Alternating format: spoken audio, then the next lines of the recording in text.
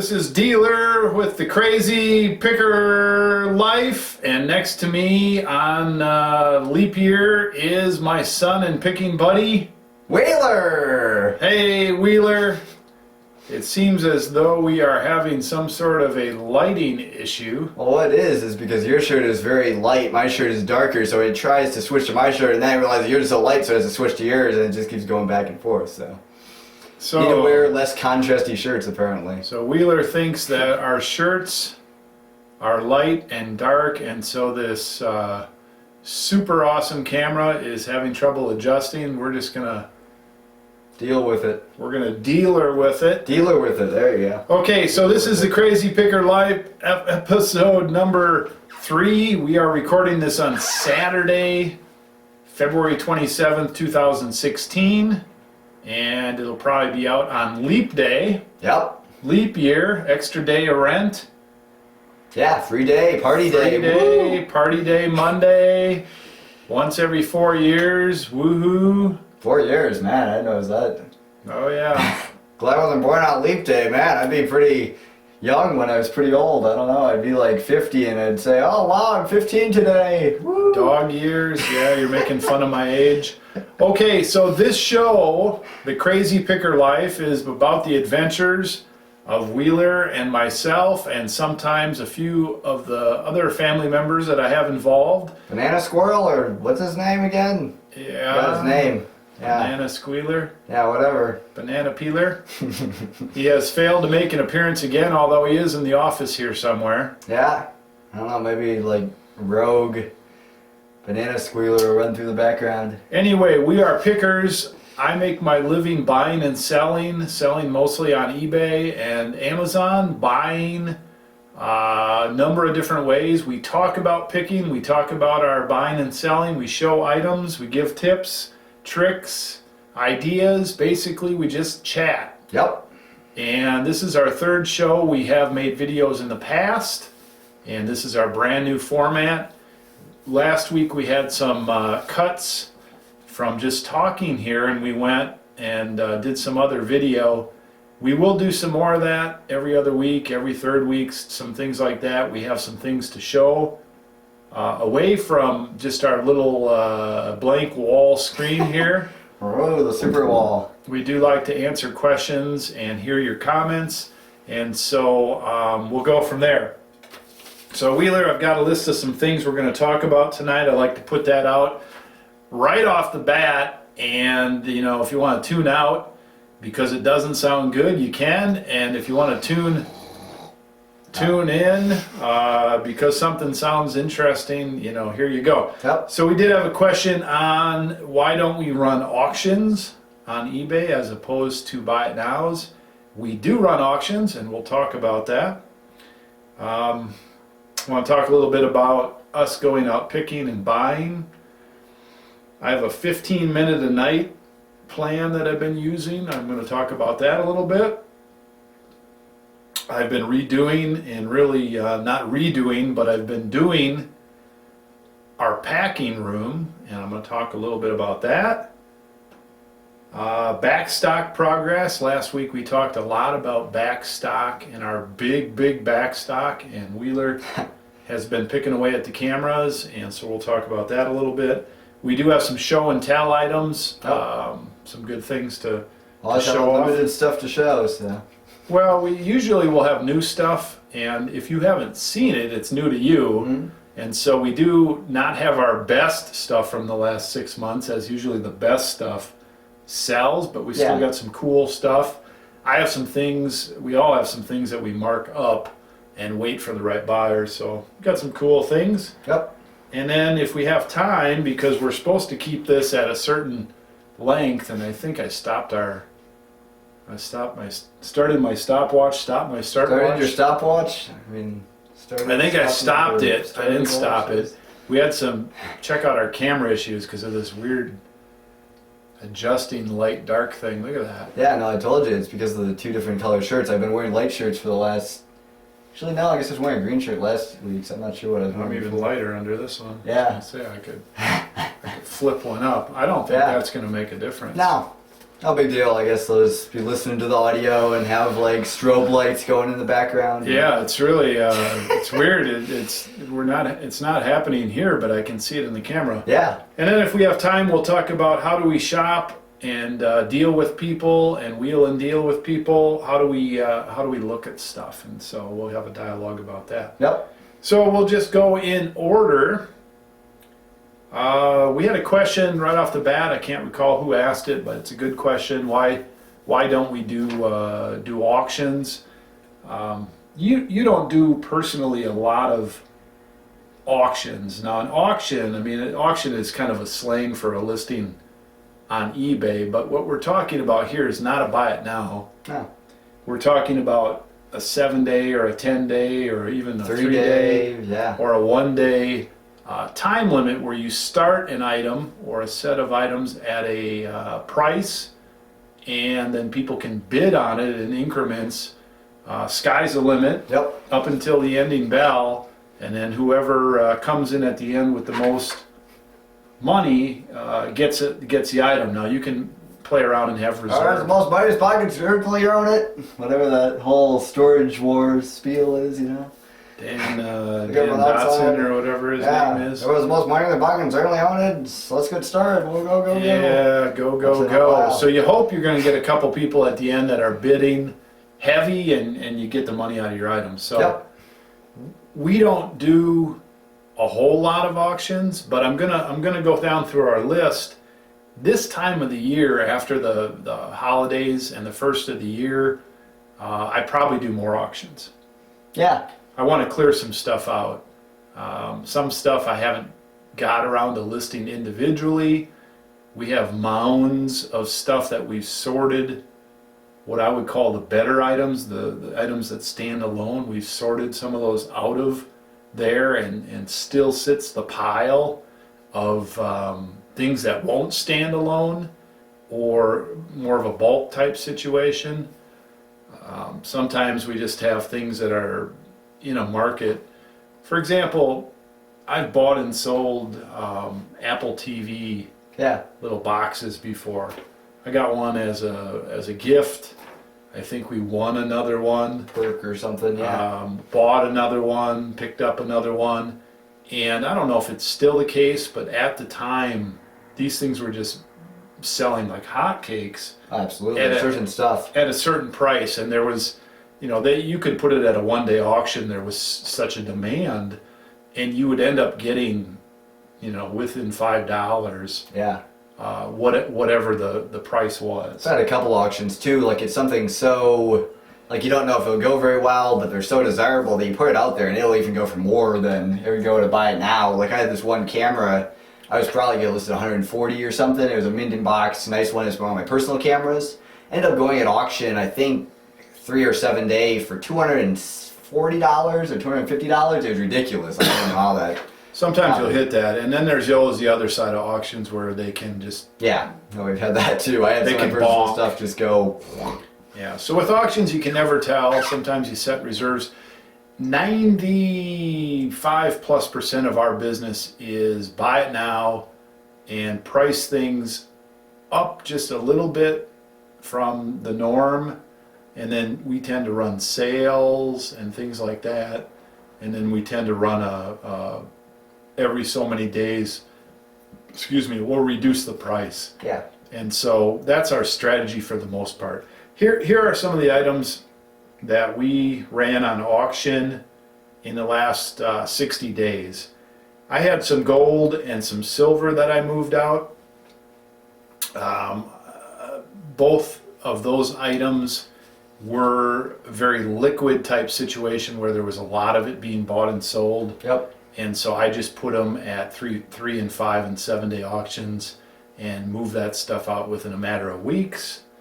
It all went where it should have. Yeah, bullion for sure is one of those things that'll go pretty much right at market at auction. But even in an item like that, you still need to do your research. If you got one of a kind item, you don't necessarily want to put it at auction. I've bought some stuff at auction before for crazy deals before just because of that. Right. And even desirable stuff somehow ends up at auction and flops sometimes. So, and you can buy whatever. But anyway, that's different than that. Well, you know, a lot of things pop into my mind. I remember this is back when we were in the basement.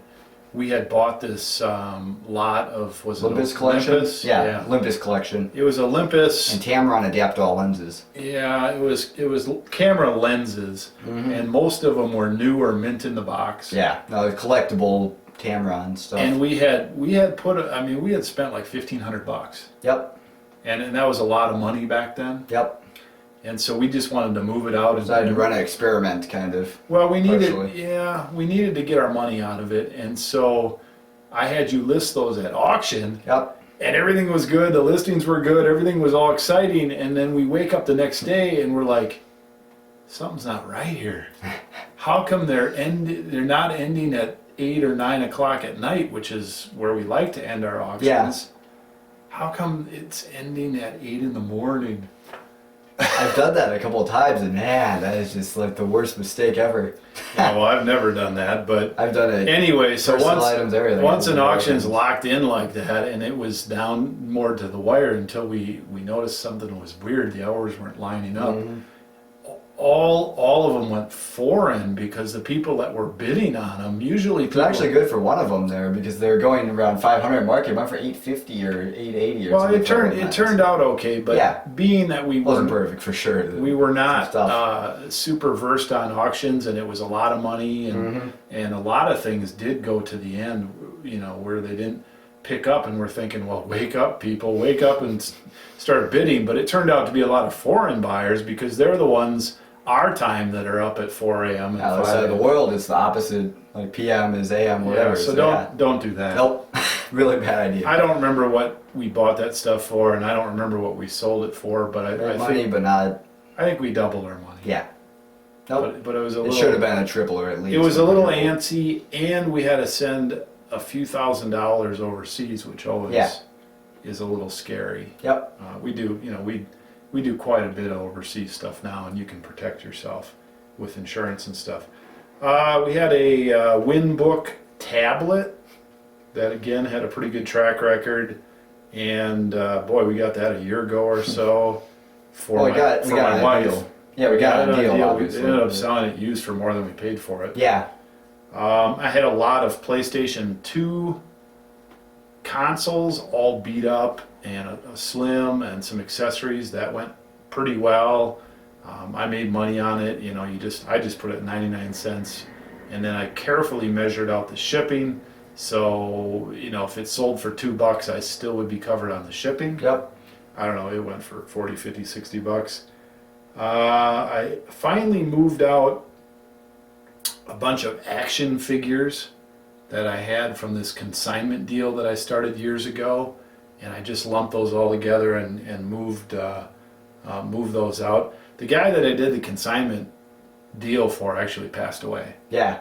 And so I'm still sending checks to his wife, but at this point I'm just lotting stuff up and getting rid of it, especially things like Land of the Lost figures and all these 90s stuff that just really doesn't just bad. The Star Trek figures actually went fairly well at auction. I mean, they went. Have you told the story on that? The Star Trek thing? Yeah, that was pretty. Well, there's a weird story on that. I don't remember, but basically somebody in Norway Customs stole about 25 of them.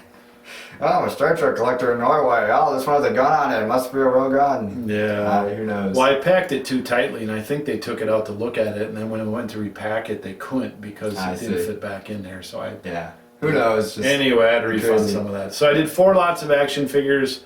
I didn't really care what they were going to go for. I just, and they went all right. I sold my ColecoVision along with a bunch of games and controllers, and my Atari 7800 both at lots. They went pretty well. I don't know if I broke even on that. I bought it pretty well. I bought one of these multiplayer classic arcade machines with the 300 games on it. Dig Dug and Centipede and Space Invaders and Pac-Man. All the arcade versions on MAME. Donkey Kong, and so it's a standalone thing, and that's pretty much why I had the 7800 and the ColecoVision. I like all those games from the early 80s up to about the mid 80s. Yep. Sold those at lots at auction. Started them at 99 cents plus shipping, and you know they both went for a few $100s.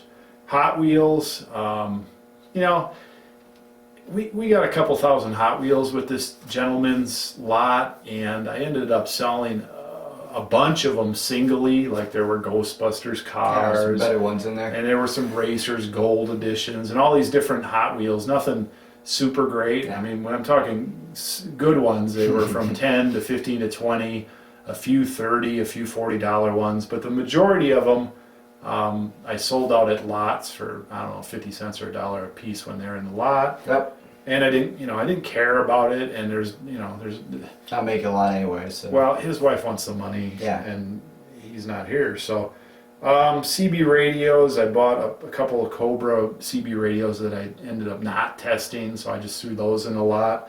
I've thrown radar detectors in a lot. Yep. We either will or won't test, or not radar detectors, Garmin's. Yeah. I can get radar detectors, man. Well, I have Yeah. sold radar detectors before too, but Garmin's occasionally will just get a whole bunch of them from the flea market or something, the outdoor flea market, and I just won't want to test them, and so I just throw those all in a lot, and they'll sell for $10 a shot Yeah. in a lot. And if you find the right ones and test them and show them right, you can get 30 or 40, and you start getting them in the box, and they can be 50 or 60, all the way up to nicer ones can be more, obviously. Yeah. So I A lot lotted of up people using some. their phone now, so that's kind of half the market on that, but it's still. It's changing. Still around. It's changing, yeah. Yep. People want cheap ones for their kids or Yeah. whatever. And then another thing that we do probably quarterly is camera lots. Yep. And we're learning what lots up and doesn't lot up. We get a lot of cameras through here, and it's not that we really make mistakes. It's a couple of reasons why we have camera lots. Some things are broken. The 1/5 of them are probably broken.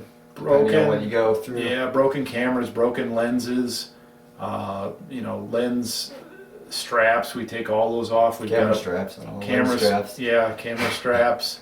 I've started to sell the instant cameras to one of our buyers. It's not really an auction, but Yep. so we'll take all that stuff. A lot of the inexpensive, cool-looking box cameras and the cool-looking retro cameras, we don't sell those alone Yeah. very much anymore, People especially buy them and put them in a big antique store or something. I don't know exactly what they do with them, but especially if home decor or there's whatever. especially if there's an issue with them. Yep. Like I those- sold a lot of 9 folding cameras, all with the bellows munched up at auction, and somehow that went for like $78. I was really surprised actually. 78 plus shipping for 9 of these things. They're just like munched. Well, every time we do this Pretty quarterly, crazy.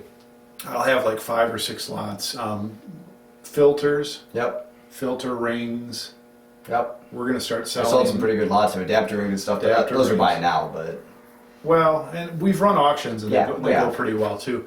So anyway, every time we do this, every quarter or something, I mean, it's just stuff that's hanging around, and it turns out to be hundreds of dollars. yeah, You know, absolutely. it can be $500-600, and that's kind of a nice little perk every time we do that. So it's painful when stuff doesn't work in the Yep. camera field, but then we get our money back. Yep. And we make money.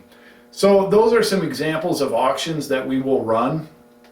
Off the top of my head, I can't think of anything else.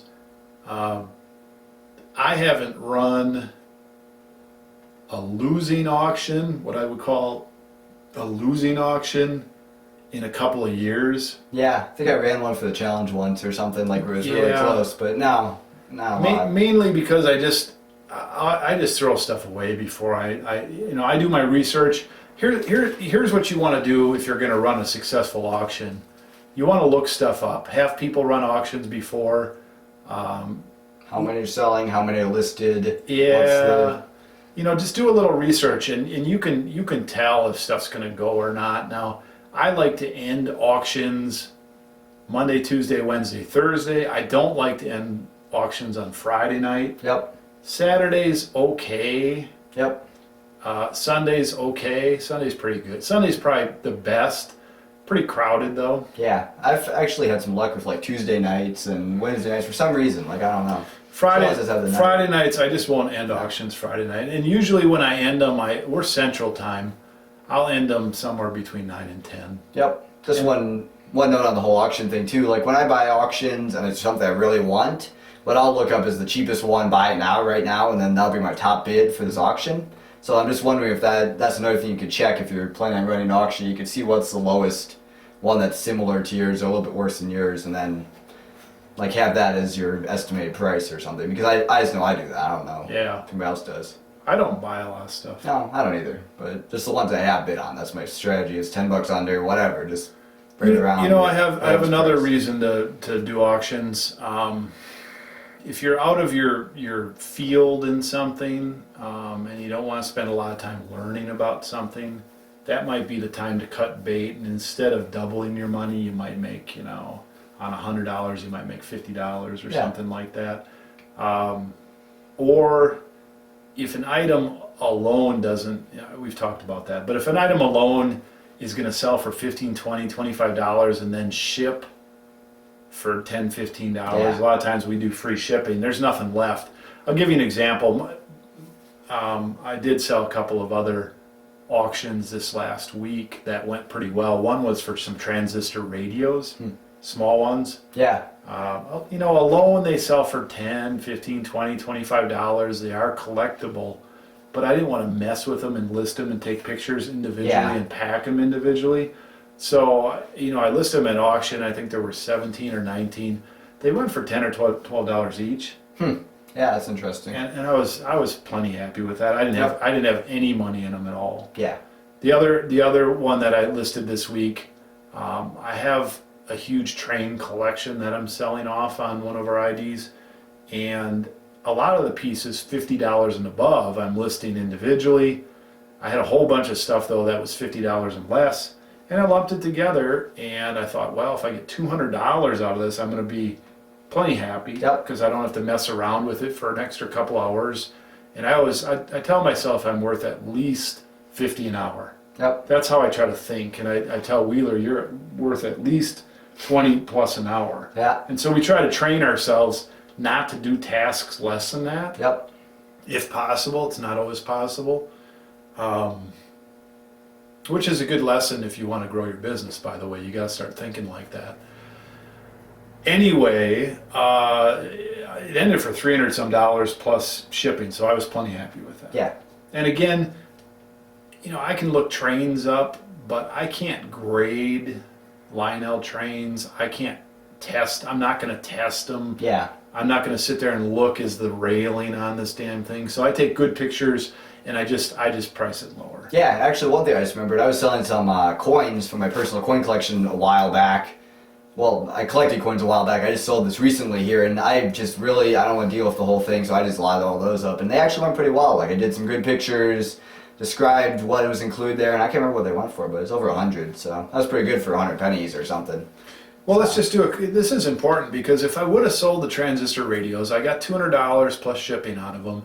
If there were 17 of them, which is about what they were, if I would have listed those all separately as opposed to in a lot, it would have taken me a couple extra hours, and then to do 17 packages instead of one is going to take me twice as long. Yep. I mean, I still bubble wrap them and I still put them in there, but it's, by the time you print invoices and thank you, you put your name on there and print the labels and all that. Yeah. I think it's double the time. So really, it was a wash. Well, I was just thinking, like, with the penny collection kind of thing, like, I could have sold a lot of the really cheap stuff for $20, and there'd be 40 out of there that I could pick out that would go for $10 each, but it'd be 40 auctions plus the one, and man, that would take forever to list, because sure, you make an extra $200, but it's really worth listing 40 auctions plus shipping, plus packing materials, plus, oh man. So stuff. Our perspective on this whole thing for lots, I would say, is do your research. We do them when it makes sense for us, time-wise, and we just want to move stuff out. It's not a strategy to make a lot of money for us. It's more of a liquidation strategy. Yep. And so I don't know what that's going to translate for your business. if you're only selling 1 or 2 items a week, you could do auctions, but you also want to look at piecing it out. Depends how much time you have a week. Yeah. We're high volume. I mean, we Like for certain stuff, for sure, like rarer stuff or something that you don't think will go that well at auction. Best offer is also another thing. We don't use as much anymore, but I remember right. used to certain stuff you just really don't know what it's worth, and you We don't could want to talk put it at about auction. we could talk about that another time. Yeah. I mean, that's a whole nother. It is. I'm just saying, like that could be a good alternative, possibly. Certain stuff too. And I should talk. I don't know if anybody's interested, and maybe you can make a comment on this if you are interested. But my hybrid, we've got a total of, I don't know, 2,500 items plus listed. I have a price reduction strategy. Yeah, well, I was just thinking about that too. Along with the best offer, you could have buy it now and then just have a price reduction plan to move stuff out. It's kind of evolved over time. So anyway, okay, so that's it for running auctions. Let's I just want to whine a little bit. I want to go buy stuff. I've been chafing at the bit to go out and buy stuff, but we've said since we started the show a few weeks ago that we've put our stake in the ground and we're going to get everything we have listed down to the bare wires, and I'm going to show our room, our back room again, with all the stock gone. Yeah, well, I was just thinking here, you could lock both doors of that, and then like have like banana peeler in there, and then you can go in there and go pick our second building there. If you want to go picking, there's all kinds of stuff you haven't seen there in a while. Come on. Well, and I am finding some good stuff. It's not that we don't have good stuff. I just, more than anything else in this business, I enjoy buying. Yeah. Oh, definitely. I mean, it's fun when you sell stuff too. Like when that big sale comes through, that's pretty close second. Yep. But my favorite thing is to buy, and we went buying twice in January. Yep. But we haven't been buying for almost a month or 5 weeks now, and so I go to our little local thrift store, and I go in there, and it's like all the same crap. And I'm like, Junk. Well, I ain't gonna buy it. I go to our little antique flea market antique store thing here in town, and I bought that cooler, and I went in there the other day, and I'm like, there is nothing new. Yeah. And the stuff that I wanted still doesn't have a price on it, and the booth guy's not here, so I just I gotta buy stuff. I mean, it's my outlet for I don't buy stuff mostly for personal. I got something to show off tonight that I bought, but man, I'm chafing at the bit. Yeah. And realistically, we're not going to get out until probably at least the end of March. Yep. For sure in April, we're going to start buying every week. Yeah. But realistically, we're not going to be dug out until the end of March at the earliest. Okay, 15 minutes a night thing. You don't know much about this, but I have some tasks around here and some projects that I need to get done and want to get done, and I just keep putting them off. And part of it is I've trained myself to make sure I get the first things done first. I want to have a business forever and ever and ever, and so number one thing that has to happen is new items need to be listed. Yep. Every single night. So I train myself, no matter how I feel, to list. And Wheeler, you're a little different. I mean, listing is 90% of what you do. Yeah. I've always got, bills to write and projects to do and emails to answer and items to pack and all that stuff that has to be done. I force myself to list. Up and beyond all that, I've got projects. I've got the packing room that we're redoing.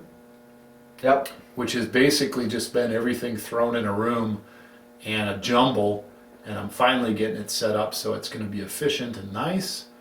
I've got taxes to do before the 15th of April, which is a yearly thing, which I always put off. Another project is our back room, organizing that. So as I showed in the video in episode 2, items that come in can get processed. Yep. My other big project that I'm doing, my fourth project here, is separating our inventory. Yeah. We have a big camera inventory, and then we have everything else. And right now they're intermingled to some degree. And what I'm doing is I'm separating those into 2 areas. and spreading out the camera stuff, because it's really hard to find these little certain things, yeah. these little flea flickers.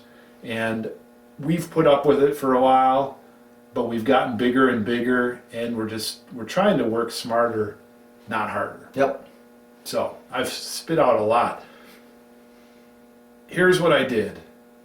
It's so easy to do all my packing and all my listing and go home and sleep well.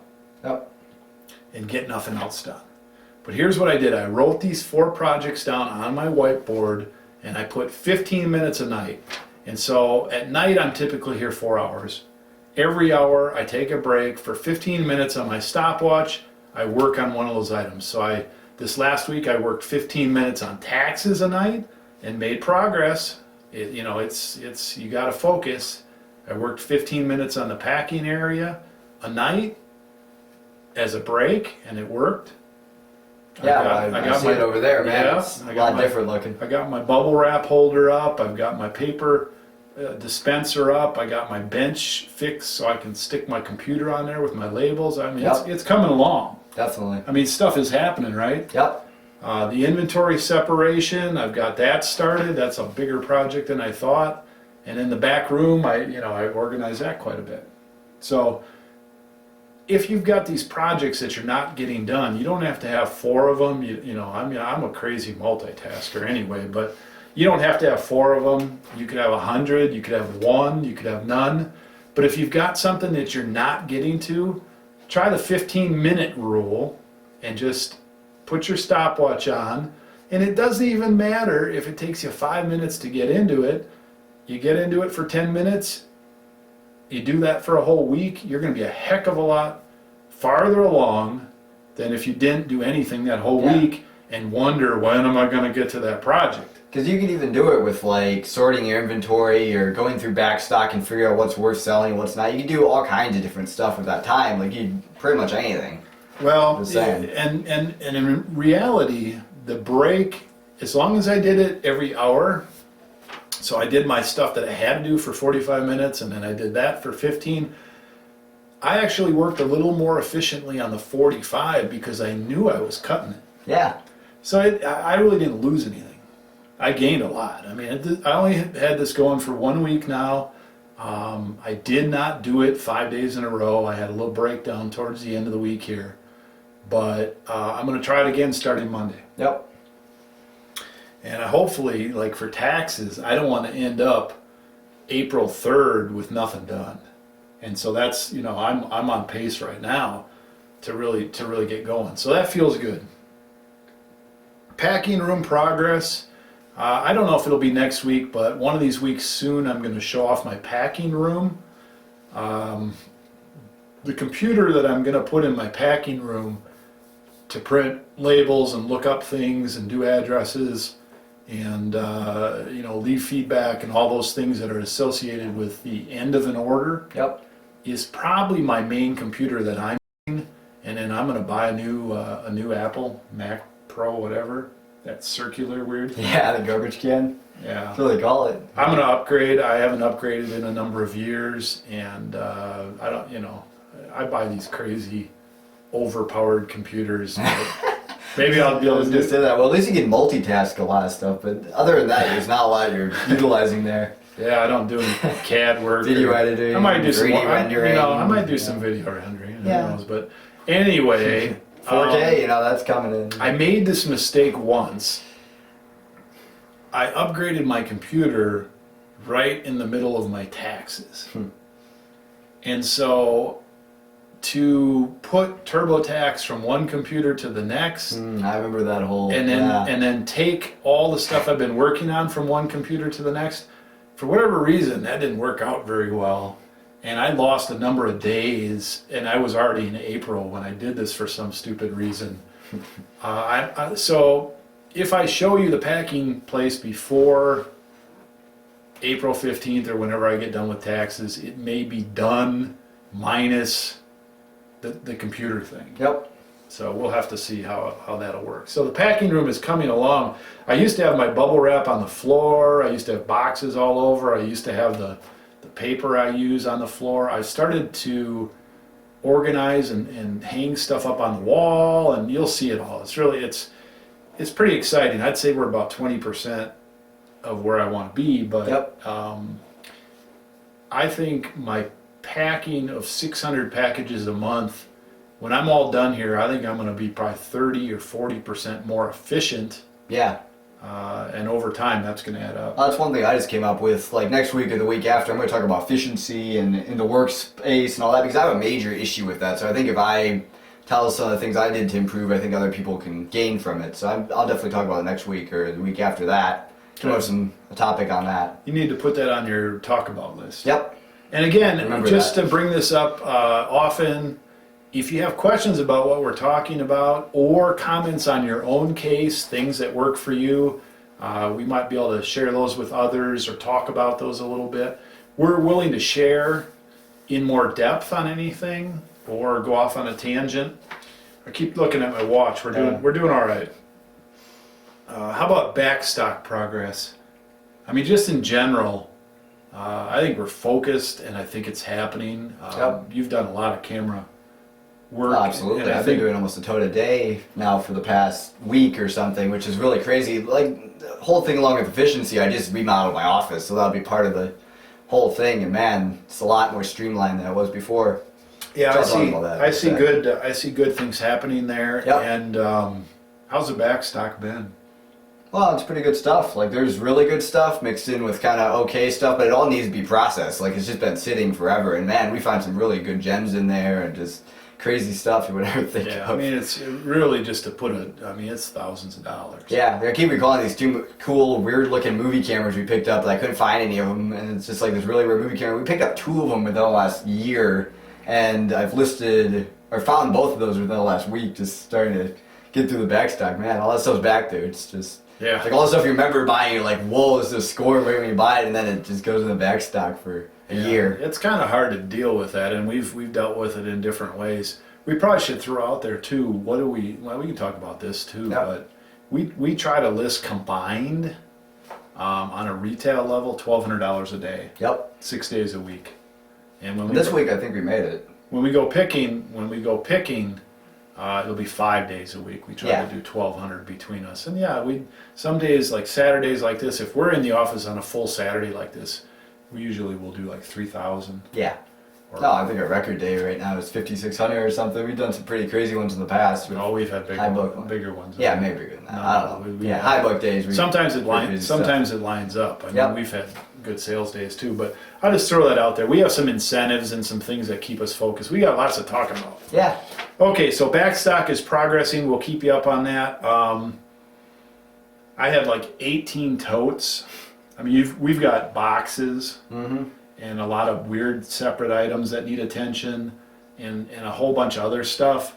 But just on top of that, I think we had 2.5 shelves of stuff. Yep. The top shelf had 18 totes, and I think we're down. I think we did 8 Yeah. camera stuff this week. So you did a great job It's on really that. good. Yeah. It's kind of funny. It just shows you how much we're processing through, though. I have 6 totes of like broken cameras that are kind of cool. I'm gonna put in a collection thing back there too, just from the last year alone. So it's a lot of stuff going through. Well, Funny. and you know, in this business, the safe bet is quantity. Yep. Quality is a little harder to master, It is, and really. high-end things are a little harder A lot to more master. risk, but can be Well- more reward if you know how to do it and get it right. If we could be on the road 200 days a year and list for 100 days a year, we could do more quality because we'd have time to find it. A lot of times we have to settle for quantity because Yeah. we're like in and out. And we run across stuff occasionally, but yeah, usually. So there's a number of reasons. Okay, we've got show and tell, and how do we shop and deal. So what do you want to do first? Probably show and tell needs Yeah. to be last, right? Yeah, that's usually how we do it. We're at 43 minutes, and I Yep. can't tell if that's the real deal or not. Okay, let's just give a couple things on how do we shop and deal. I'll give one, and then you can kind of see what I'm going to do. Yep. And then you can give one, and then we'll just kind of let it at that, and we'll do some show and tell. When I go into a buying situation, whether it's an antique store or a thrift store or a rummage sale or like an open air flea market, anything like that. I really treat it kind of the same. Walmart. I don't shop at Walmart for stuff I mean, to buy like, and sell. like dealing. You know, you got to deal with it. Like, come on, hey, will you take a penny off this? Come on. Okay, try to make a bad I joke. remember I had made a deal at Walmart before for Yeah. something. I don't remember. I talked to the manager, but Yeah. Anyway. Walmart will deal on certain things. Yeah. Anyway, Yep. yeah, you really slowed my roll. Okay, yeah, I guess you had a roll going. Well, I kind of did. So, not everything applies the same, because when you go to an antique store and let's say it has booths, you're not really dealing with the person that runs the booth. You're dealing with maybe the front person who can call the person who has the booth, or they have a set, for cash, they can do 10% off, or so that's not quite the same. So let me give you a scenario. Let's say we're in an open air flea market with multiple vendors. I like to walk into somebody's spot and I'll start looking and eyeballing, and I don't really know how I do it, but I'm like a laser beam and also a wide view at the same time. Yeah, I'm more of a laser beam, and I have to really work on that because I don't ever look up. That's my problem. Yeah, I think I have a widescreen. Maybe as I approach it, I'm widescreen, and then I zero in on where I'm going to. No, I definitely do that. And I also try to be thorough. So the eyes are part of it. So let's say I find something that I like, and I also, during that time, I also try to eyeball who's the seller. Mm-hmm. So I don't know, this all kind of happens instinctively at once, and maybe it didn't work as well to start with, but I mean, I got it going on at this point. I mean, all those things are on my mind. Who's selling? What's the overall picture look like? What am I looking at? And I want to be thorough. Yep. So I pick something up, I look at it, and I'm interested. If there's no price on it, which usually there isn't in that type of scenario, I'll ask the guy, hey, what do you get for this? Yep. And I try not to, I don't say something like, hey, what do you get for this really awesome, Start describing high it, start telling dollar the history of it. Yeah. I just, I almost have a look on my face. How much will you take for this retail $999 camera here? I mean, I'm not trying to cheat the guy, but I might be like, hey, Poker face. well, hey, what do you Makes get sense. for this? Yeah. And like this junk. I can watch for this candy I was trying to eat with us. The bottom line is I show interest, but I also let that gas right out of it. Yep. And so let's say the guy says $10, and let's say that's high for me, okay? Mm-hmm. I'll be like, okay, thanks. And a lot of times, well, let's just say I could set it down or I could hang on to it. If I really want it, I'll hang on to it. Yep. If I sort of want it, I'll set it down and keep looking. Either way, I keep looking. Well, there's a third scenario, okay? He says $10, and I thought, well, I'll pay up to 20. I'll say, all right, I'll take that. Yeah. There's no reason to really nail somebody down if you don't have to. If it's ready where you need to be. I will never, unless it's the only thing, if I know it's the only thing I'm interested in, I will not haggle at that point. No. And you need to learn that a little bit more. I've been working on that. I know you have. Yep. And I'm not pinning you down. I mean, I used to deal on everything, and now I kind of deal on. No, I will not. 100%. I will not deal on that item at that point. I will either set it down. Oh, I see what you're talking about. Okay. I'll either set it down and keep looking, or I'll hang on to it and keep looking, or I'll say, hey, that sounds good, I'll take it. Yep. But regardless, I'll keep looking. Yeah. So let's just go with the idea that he said 10 or she said 10, and it's a little high for me, but I like it, and I'm going to hang on to it. I keep looking, and really what I'm looking for then is I'm looking for bundle. Mm-hmm. I'm always looking for bundle, always, always, always. And so I might find something else and pick that up and say, how about this? And if I'm still not getting where I want on prices, I might keep asking even on things I don't want just to kind of get a dialogue with them, how much, and then I'll go back to the two things I want. How about for both? I always, how about for both? How much for both? Yep. And they'll give me $20 and I'll say, if it's still high, I'll say, how about 15 for both? Yep. And usually that will work. Yeah. But the biggest thing that I can give you is do not deal on something right away. Do not try to pin people's stuff down unless you've looked at everything. Yep. And so I'm always trying to bundle stuff. I go bundle mania and I'm trying to bring the price down on multiple items as well as I'm trying to find multiple good items. Yep. Now occasionally, and I'll end here, occasionally I'll run into a situation where there's either somebody looking at the same stuff I want to look at, or it's really busy, like a rummage sale just opened up and all the good stuff is there. I mean, you got to start bringing stuff into your person and worry about the pricing later. I was just going to mention that. There's one little bit gutsier version that we practice sometimes. We probably pulled it off 10, 15 times or something, but you talk about a couple prices with the guy, and then when you know that they're reasonable or you know that he's willing to deal or something, you just go for it. Like, just start bringing in the stuff. And where can we make a pile? Exactly. That's exactly where and we'll have the people guard our pile. Yeah. We've had a couple. It's pretty gutsy sometimes because you're just not quite sure what he's going to say or something, like, and they have to go put it all back. We've never had that happen, actually. Like, it's always worked out pretty well. Well, I have. I'm just saying that's a pretty. I have had some people buy some stuff out from under me. Yeah. I was got in a fist fight a couple of years ago. Man, the guy was a sneaky bastard. Oh man! I mean, I'm not a fighter, crazy. but that guy got under my skin. Yeah, It was close. Yeah. If he would have swung first, it would have been all over. I'm not saying I would have won, but it would have been a brawl. I did all I could do just to cool down. Boy, I'm not going to get into that one. Okay, but Story time with dealer. Yeah, story time with dealer.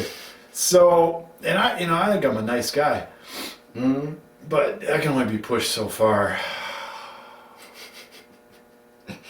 We need to talk about when we go into a more of a store type situation with a one-on-one, like an antique store, when we want to buy, say, 20 or more items, our strategy for warming people up and things like that. I mean, that's another thing. I don't want to talk about that today. No, I figured that was too broad of a topic, so that's why I just brought up a general. Well, we'll talk about that version. sometime. But yeah, it kind of falls into the whole group of the whole gutsy. Just it's a pretty crazy.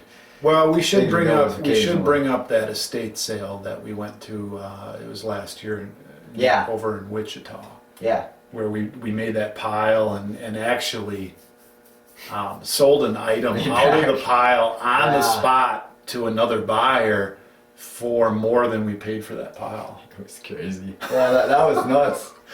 And we gave him a good deal. 100 items. Yeah, we did give him a pretty good deal. But yeah. So anyway, but yeah, we had banana peeler, fending off people from the pile. It was. That's why you have to have 3 people along, 2 to look and 1 to guard the stuff. I don't know.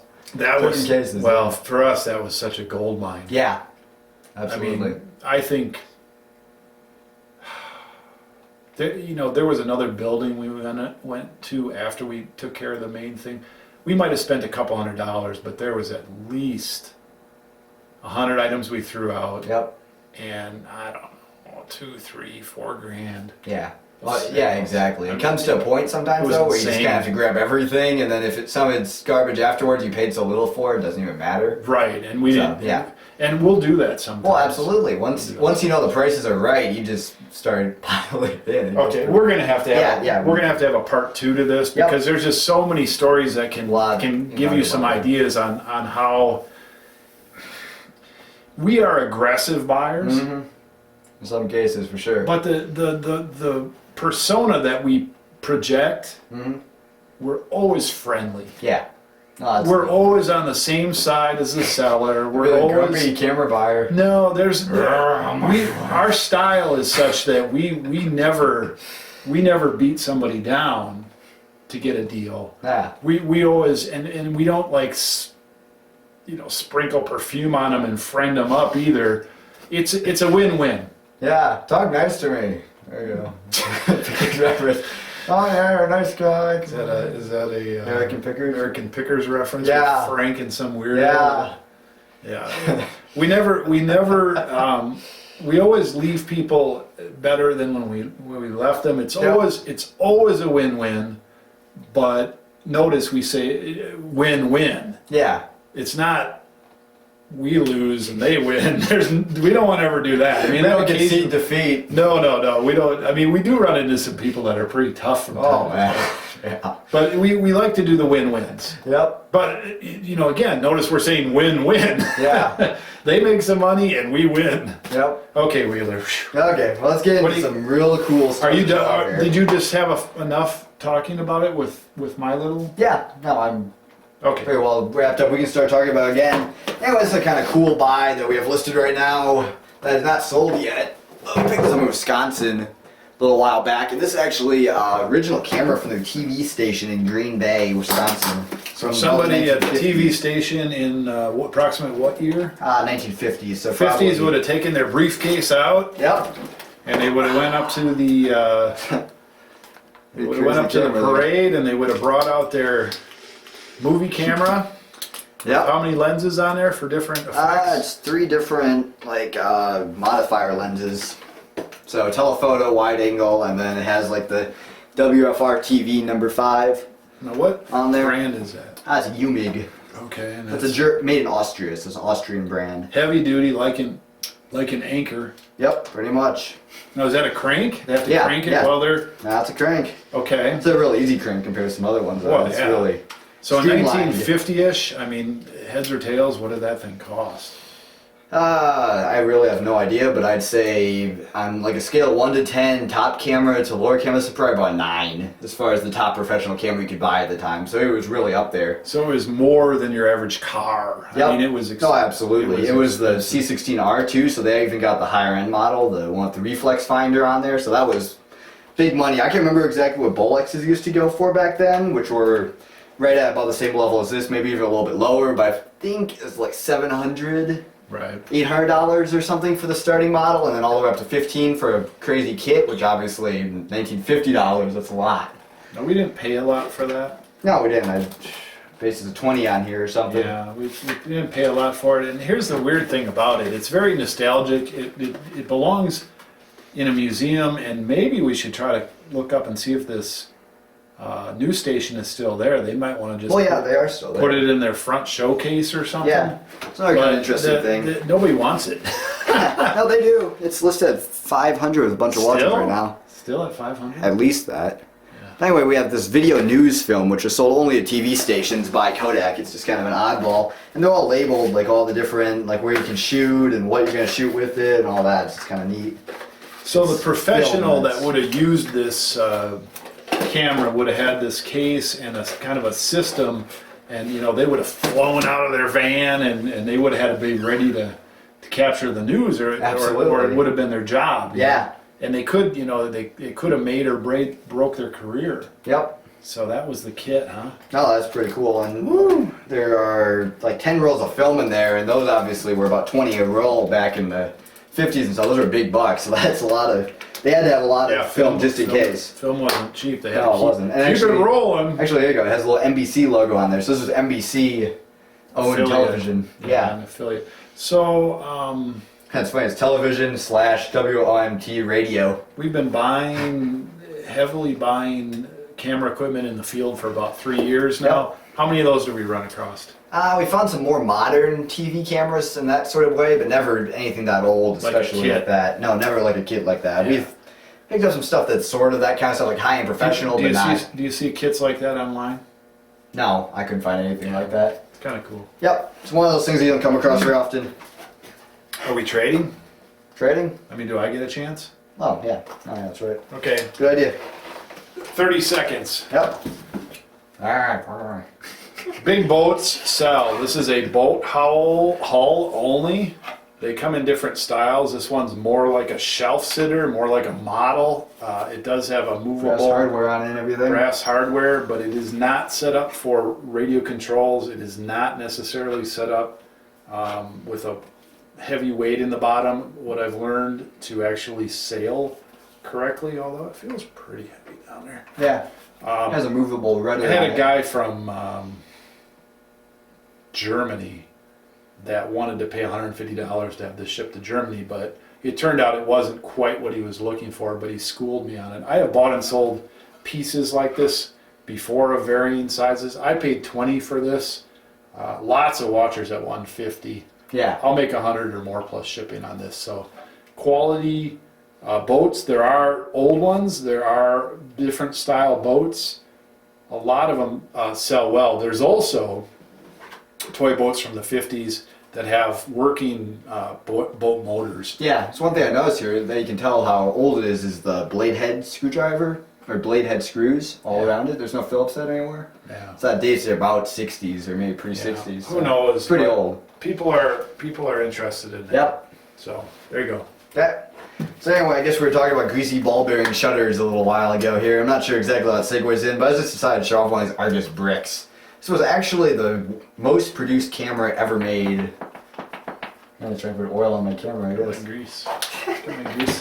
But anyway, I just recently figured out these actually use the same type of ball bearing shutters, one of the last ones to do so, and we've never had one of these that really fails. These are pretty reliable.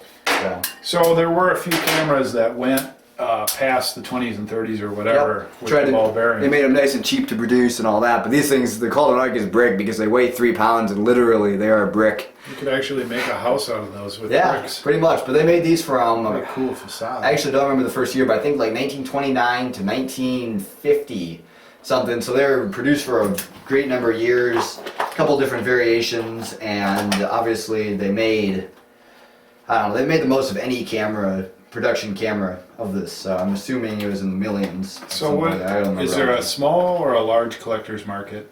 It's actually coming back, but yeah, there's a pretty good collector's market for those. It's just not high end. No, it's not. It was a low-end camera when it came out. Well, Now there Middle class, there right? are some high end accessories that we've run into. well, there are because the collector's market for it, since it's so vast, there's enough of a collector's market to support as many as there are out there, obviously. And the reason, or so when a rare accessory comes up, then there's a bigger collector's market for something that is that rare. So that's And new old stock stuff always Absolutely. is Yeah. key for that. Okay, I'm up. Yep. All right. Yep. So this is a third one of these that I've bought and sold. This happens to be the Budweiser variation. It has a metal bird thing on there. High and quality. Hangs up. Yeah, and it's 1950. 57. Yeah. I've sold 2 of these. One for close to 200 that was in really good shape, and a Michelob one recently for, I don't know, 120, 130, 140. This one is a little more beat up. I think I've listed it right around 100 plus shipping or a little more. So I get $100 out of it. I paid 20 for it. Yeah. I like all the It stuff. doesn't look as old as it is, but since it is old, that makes it. All the 50s and later, 50s and older stuff, for the most part, has a pretty good following. Yeah, super high demand. So I guess dealer told me to show off these greasy ball bearing shutter cameras, so I was just gonna Yep, that is what some we more were, grease here. that's what we were talking about right there. One of these old Kodaks here, which I'm not sure if I should pull this one out, see if the bellows are any good on this one. Don't worry about that. Yeah, what Make is the it? greasy ball bearing noise. Super, There you go. 100-year-old shutter, right? Yep, that one's about 1915, I'd say. So right 100 years years, old. 100 years later, you can flicker flacker the shutter just like it was yesterday. Yep, Off the assembly line. So. They don't make them. Yeah, they don't make them like they used to. Nope, those are ones they have very few shutter speeds, very basic, but man, those shutters last. Very fun. Yep. Okay, here's an item I bought this week for myself. And you say, oh, what kind of beer do you like, dealer? That's my newest Schlitz sign, and it is plastic, and it needs a little cleanup, a little goo gone. You say, well, plastic, dealer, I thought you liked metal.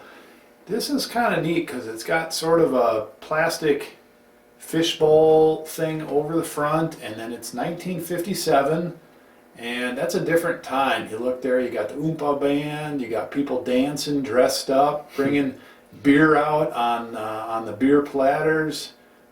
Everybody's happy. It's kind of a different era, the 50s and earlier.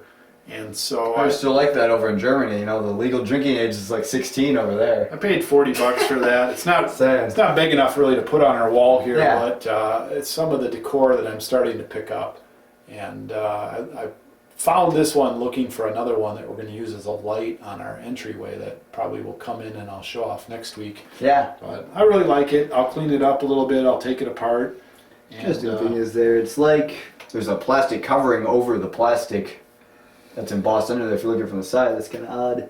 yeah. It's almost like bubble wrap over it. Well, it's got these really little screws on the back too. I want to take those off because there's some moisture in there that needs to be cleaned up. Part of the reason I got a good deal on it is because it needs a little cleanup. I've never seen one quite like this. So there it is. Yep. And okay, here's like a mini rant on. It is for sale, by the way. Yeah. Here's a mini rant on really cool stuff that is really big and not worth that much. And we run into a lot of it. Well, no, we don't actually. I don't know. We found this in a TV repairman's like shed, actually, like an old TV repairman's. This is a oscillograph. No, am I saying that right? Oscillograph?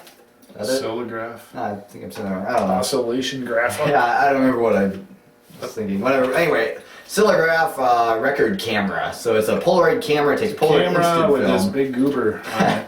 And you look through here, you look at your oscillograph, and there you go. So yep. The thing that people actually look for with those is the lens still in there? Oh yeah, Because that's right. The lens did go for a bunch on that one. I totally forgot about that. if the lens is in there, that's usually a pretty high quality lens that's in those. Totally. And then the shell, nobody wants the shell. We've Yeah. had that around from the beginning. I doubt it's even listed anymore. That's why it's. And I'm gonna have Wheeler look and see if it's listed. If it Yep. is, we're gonna take it off. It might actually be on Northwest Kansas, Yeah, that might be true. but Yeah, you listed that. we're gonna throw that out. Yep. We run in there. It's funny because some of the old technology, it would almost be likened to if you had a one of the old big copy machines today. Yeah.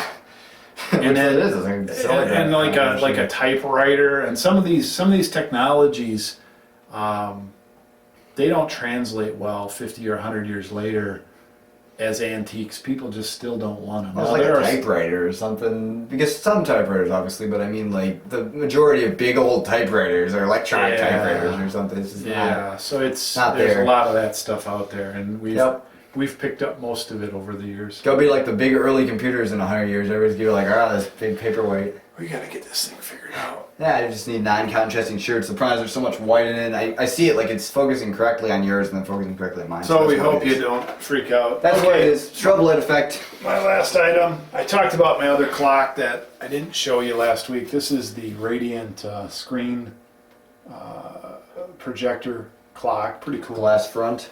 Yeah, metal. it's a really nice, high quality Yeah. clock. It does have a second hand and all that, and it works. Yep. So I just haven't had a chance to play around with it yet and figure out where I'm going to put it, but I wanted to show that off. Yep. I like clocks.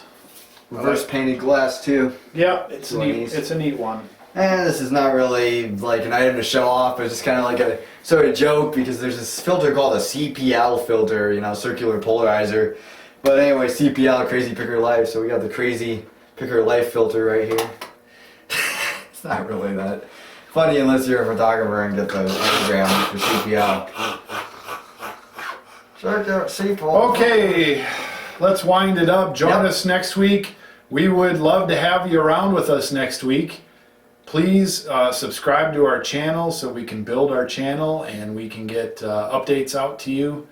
There's probably a subscribe button somewhere around here.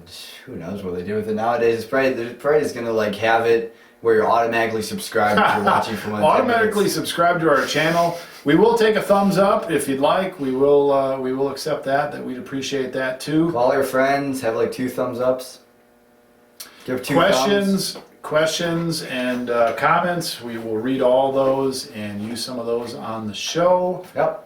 And I guess that's episode 3. We'll see you next week in March after leap year. Woo! Go leap year! Goodbye. I think we're already gone. Yep.